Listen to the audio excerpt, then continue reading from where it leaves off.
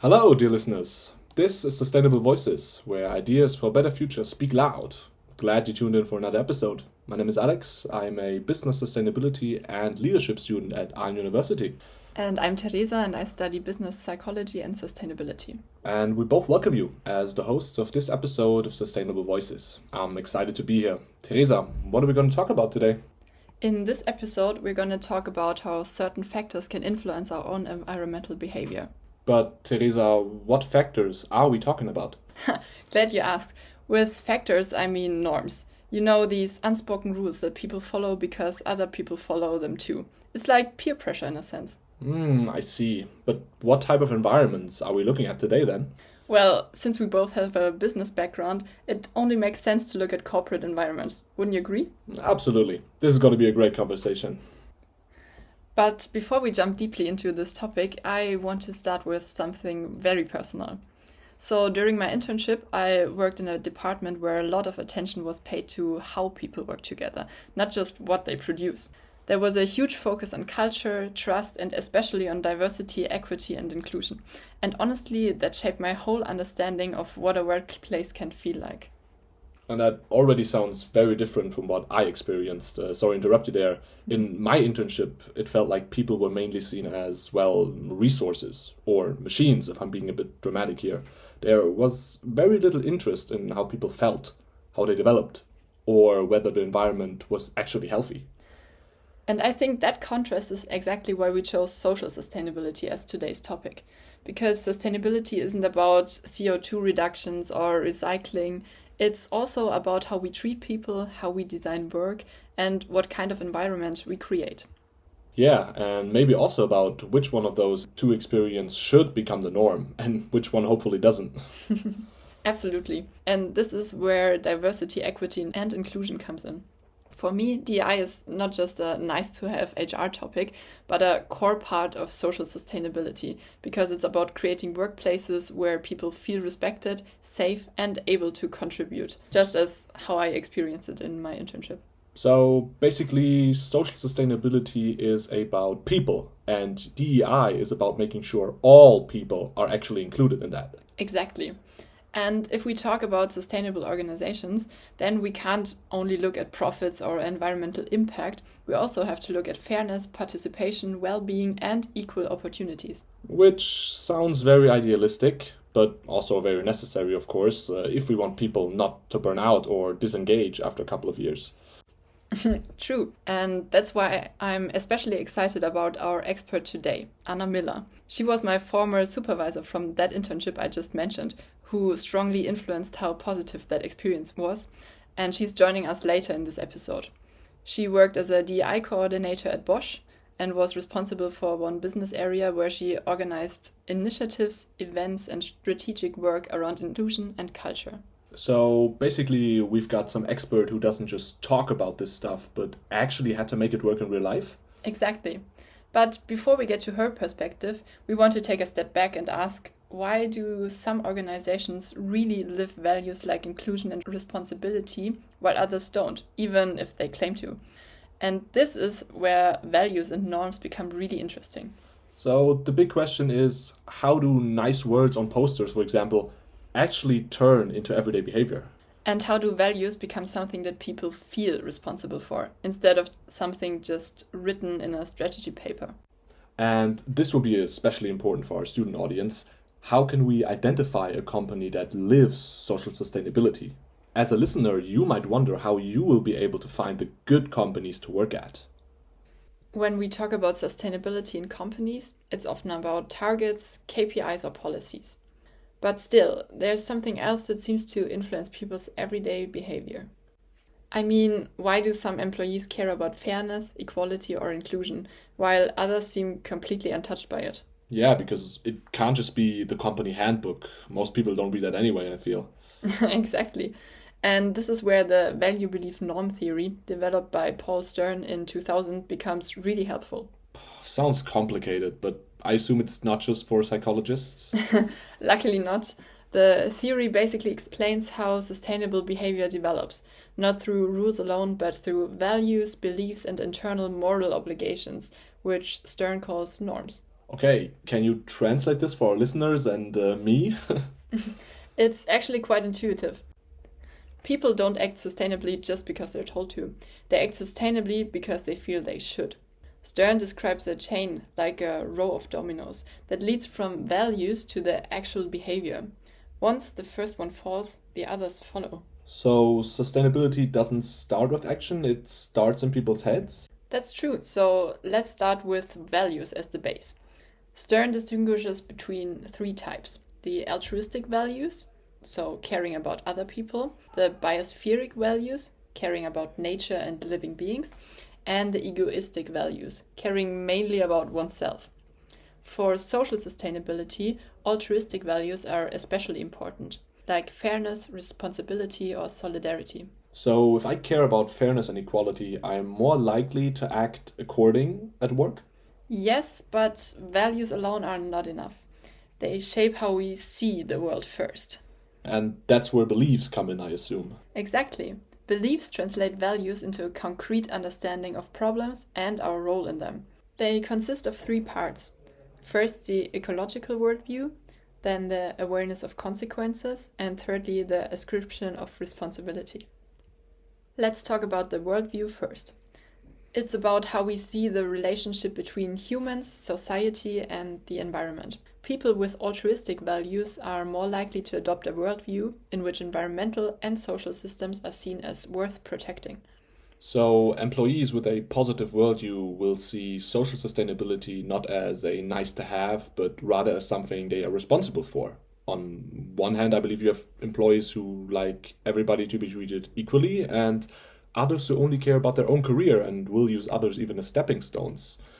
That's evil, I think. But what follows from one's personal worldview? Then comes awareness of consequences. So, do I recognize that certain behaviors or systems harm things I care about? So, for example, realizing that discrimination doesn't just hurt individuals, but the whole organization? Yeah, perfect example. And this awareness is crucial because without perceived consequences, there is no internal motivation to act. But between I see a problem and I act according to the problem, there's still another step, right? Yeah, you got that right. That step is called the ascription of responsibility. So, do I believe that I personally can and should do something about it? Or whether I just think, well, that's HR's problem. Exactly. It's about, do I see equality as something management is responsible for or as part of my own role as well? And this is where it really becomes clear whether sustainability is truly lived or merely communicated. But we've talked about many factors now. How do they all tie together? What's this all about? When all of these factors come together, then a personal norm emerges. A feeling that I should act this way because I feel an internal moral obligation to do so. And that's what most strongly predicts actual behavior. So, in organizations, it's not really policies that drive behavior, but whether people internalize those values. Yes, and this is where visibility becomes crucial. If values like inclusion, respect, or responsibility are clearly lived and visible in everyday work, more and more people start to adopt them as their own inner obligations. And once enough people act like that, it kind of becomes normal. Yes, that's when a norm is created. And the interesting thing is, once a norm is established, it almost becomes self-sustaining. People follow it because others follow it. And in that way, behavior reinforces itself. So it's like a positive chain reaction. Yes, and that's exactly why this theory fits so well with social sustainability and DEI. Because diversity, equity, and inclusion can't be enforced by rules alone. They only become real when the underlying values are created visible and truly lived in everyday work. When people see fairness, openness, and appreciation in action, they start to internalize them. And that's when DEI stops being a concept and becomes part of the culture. This has been a lot, but if I sum this up, so if organizations want socially sustainable behavior, they can't just communicate values, they have to help people internalize them. Yes, and what this looks like in real organizational life, how values turn into norms and subsequently everyday behavior, is what we now want to explore with our expert. And therefore, I'm very happy to welcome you, Anna, to our podcast. Anna, during my internship, you were my supervisor, and you were one of the main reasons why I experienced such a strong people-centered culture in my team. Through working with you, I learned to really pay attention to the environment around me, to values, behavior, and the small everyday moments that shape whether people feel seen, respected, and included at work. That experience strongly influenced how I understand social sustainability today, and that is the reason it makes you the perfect conversation partner and expert for today. So I'm very grateful to have you here, Anna, and I'd love to start by asking you to introduce yourself and your role for our listeners. Thanks a lot, Teresa. Very happy to be here and feeling quite humbled now after that introduction. A few words about myself. I work at Bosch in human resources right now in a central department focusing on strategy and steering. But before that, I was responsible for DEI activities at one of our big divisions. Overall, already now over 10 years in HR at Bosch in different roles, also quite a bit abroad, in Hungary 5 years and in China 3 years. And originally, and I think that's also quite a nice link to your topic, I used to work in the Bosch Foundation, so in the philanthropic part of Bosch, where I was responsible for different programs around health, demographic change, and all of that. I have a background in humanities, and yeah, that's why I think also DI overall was a good fit throughout my career also at Bosch. Yeah, thank you very much. So, if we tie your experiences into one point, what do you think does DI mean for you and what does it mean for Bosch? So for me, DI overall is something that is extremely important. So that's why I was also happy to be able to work on it professionally in 2 stages at Bosch, in HR in Hungary and also in cross-domain computing solutions when we met during your internship, but it has a longer history. So as you can see, I'm a typical German. My name might sound English, but actually it's not. I have a Swabian background and I grew up really in a super middle-class German family, but I was exposed through friends to people from other countries coming here or immigrating here, and I realized how important it is to really create a diverse society where people can integrate and pick up on the education and also contribute to our system overall. So that's how it became important to me. Also through studying and working abroad, I realized like how language barriers can really influence integration. And so that's why I'm personally super committed to the topic of DEI. And overall, if you look at Bosch, one of the Bosch values, diversity, the company is over 10 years really active already in a so-called DI project. And we also, like I wrote it down here, so what we say is we appreciate and encourage diversity for the enrichment it brings and see is this essential for the company's success. The slogan Bosch chose or currently is working with is United by Difference, also showing that it's the difference that makes us special, but also it's about uniting those differences. And yeah, it's quite strongly stated that we have a big commitment for DEI.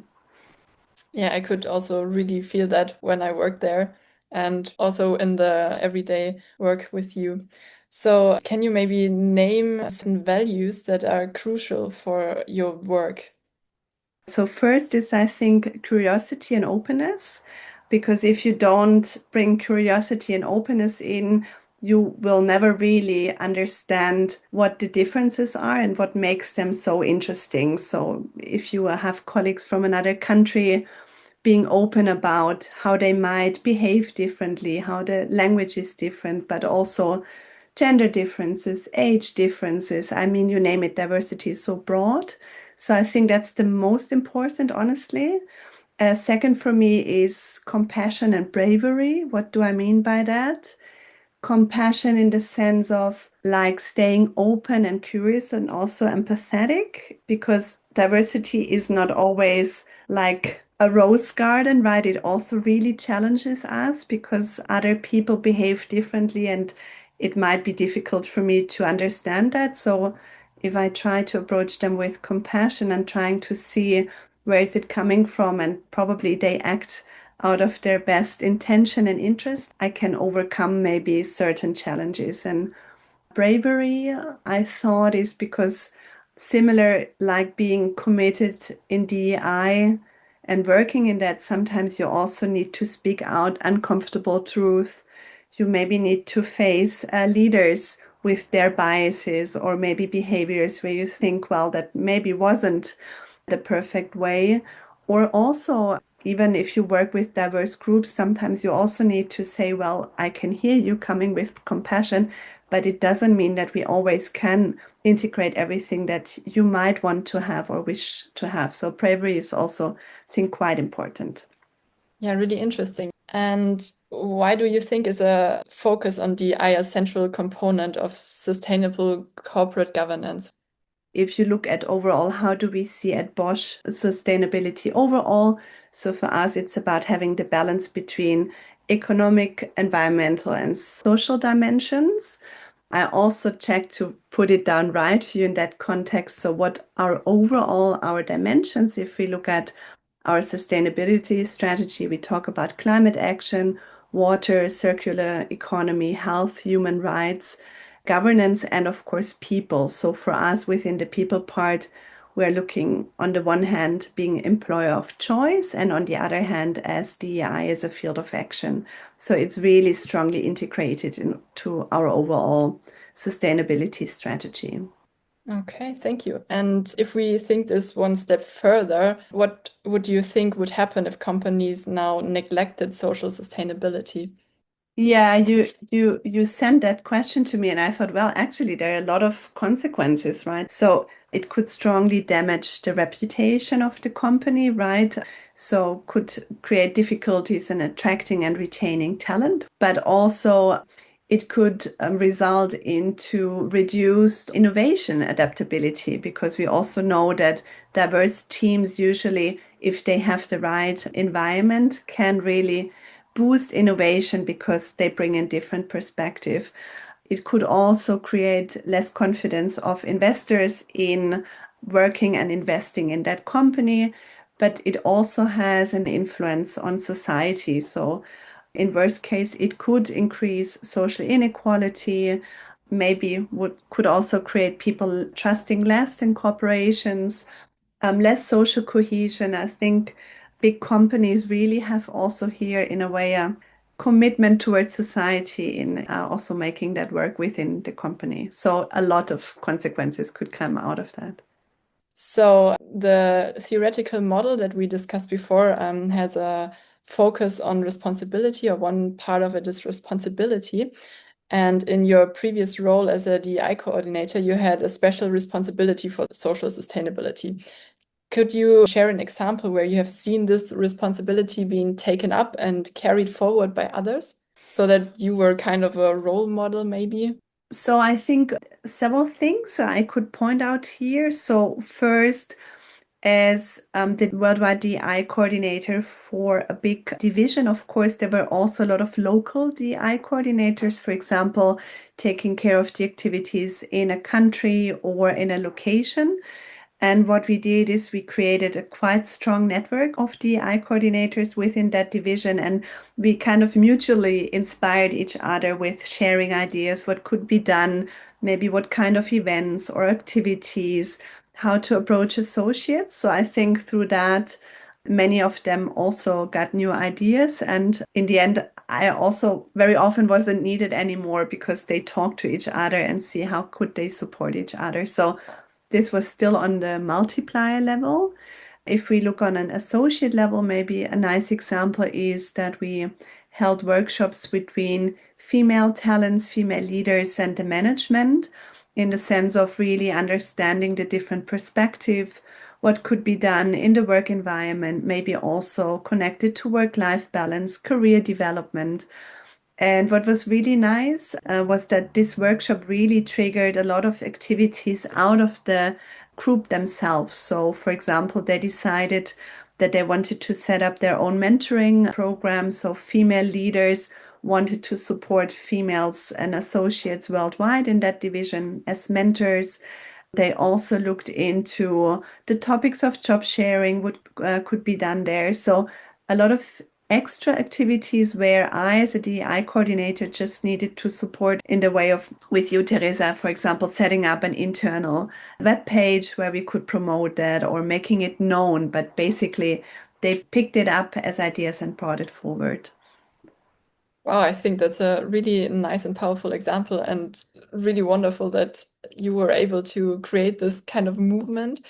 And what I really take from this is that values become powerful when they don't stay with one person, but are being carried out in the organization. So once these values are shared and repeated and picked up by many people, they slowly turn into unwritten rules of how we treat each other, how we lead, and how we include others. And when these norms, so these unwritten rules, are actively lived in everyday behavior or even in working behavior, social sustainability stops becoming like a strategy or just something that we build and becomes part of the culture. And that's exactly what I'd like to explore a bit more now. So to what extent do you think do these unwritten rules or expectations within the organization or the business area influence whether people behave in an inclusive and socially sustainable manner? That's a big question.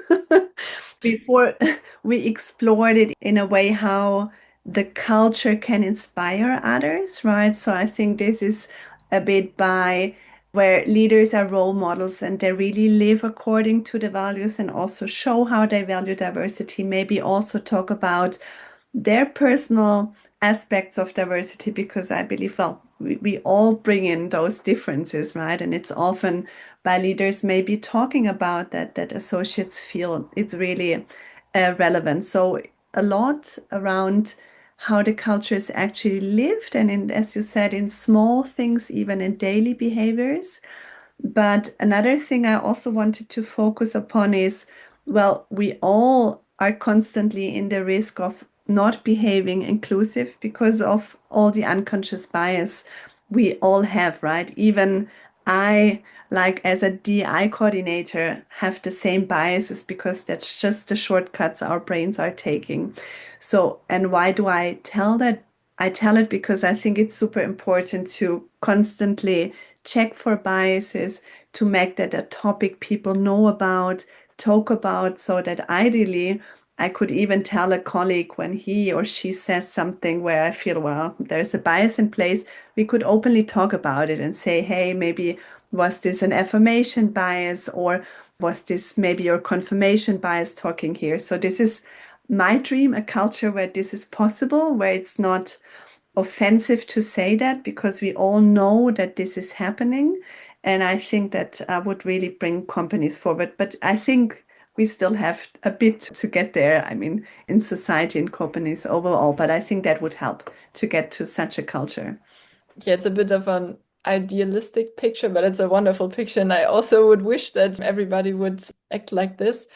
And yeah, what you said is really important to also for everyone who's listening now to check their own biases, even if they are in an environment that maybe supports being socially sustainable or acting in a diverse or inclusive way, that you always question your own behavior and that you always check for these biases. That's really important. So thank you for pointing that out.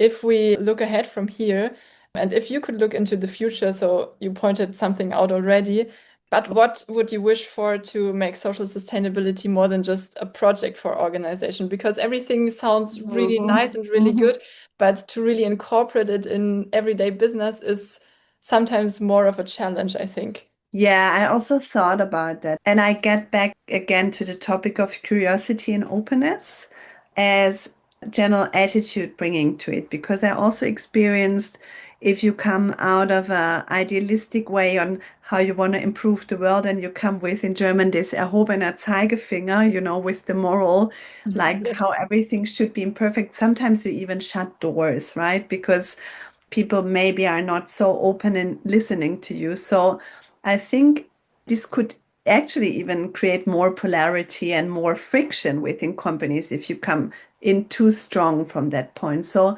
I think it's more about creating spaces where people can meet and exchange and see the value in different perspectives and backgrounds. And this comes with maybe certain kinds of events or lunch talks you have, or creating also points where people can meet and openly exchange in a setting where there's enough trust and psychological safety. And the other thing is also what I said, leaders really walking the talk and living and showing how they value diversity makes a big difference, because the team, the associates can feel that they really mean it. And this is creating a soil where it can grow more. Besides that, of course, it's important to have it in the values and also make sure that this is the behavior a company wants and supports. So I'm not saying it's exclusive, you still need that, but I think that helps a lot on top. Yeah, so what I take out from this is the values are a nice start and a great start, but you always need people who bring them into life and into Absolutely, everyday because business. otherwise it's a word on paper, right? If you Yeah, don't live them, of course. well, yeah, not enough. Thank you very much so far. Our last question for you is, so if one of our listeners is now wondering if they are planning to take a new job in an organization, what can they ask in their job interviews to make sure that they really get how the organizational culture is? Do you Uh-huh. think you can get an idea by just asking in job interviews?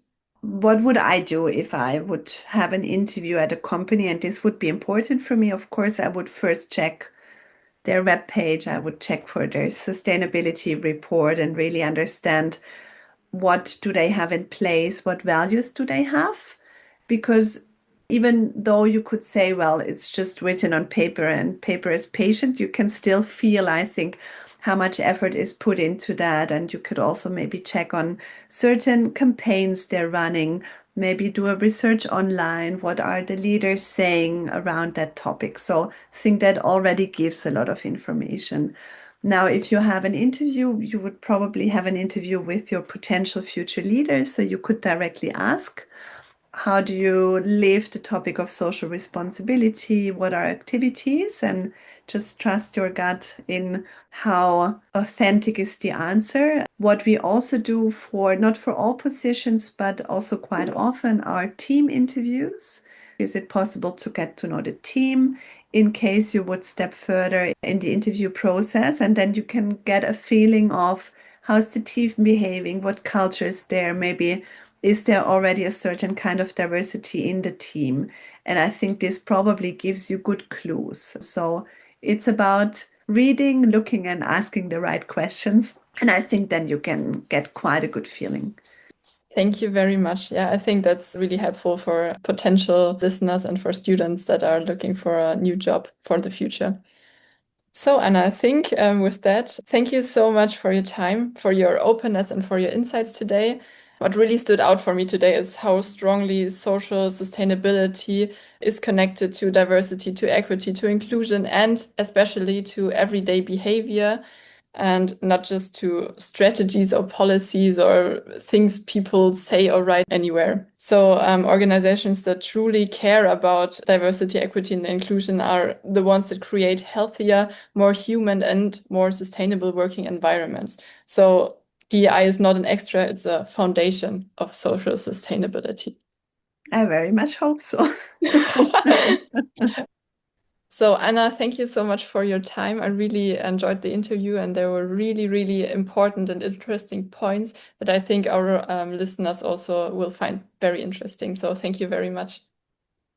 Thank you for asking me. I'm very happy that I was able to be here today with you, and I'm wishing you all the best for this podcast. I'm quite curious to also see and hear the result. Thank you very much. What an amazing guest. After hearing all these insights, one thing becomes very clear to me.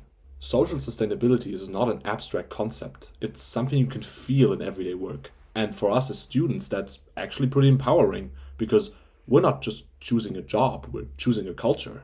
Exactly. So, maybe our biggest takeaway for our listeners is this. When you apply for jobs, don't just look at salary or reputation, look at their values. Because a company can claim a lot, but culture shows in how people actually behave. And if you choose an organization that truly lives socially sustainable values, you're not just choosing a workplace. You're choosing to be in an environment where you can grow, contribute, and feel valued. And this concludes this episode. Another huge thanks to our guest Anna. She's amazing. True. And a huge thank you to everybody who's listening to Sustainable Voices. Let your voice drive change. If you like this podcast, check out the other episodes of Sustainable Voices and see you in the next episode.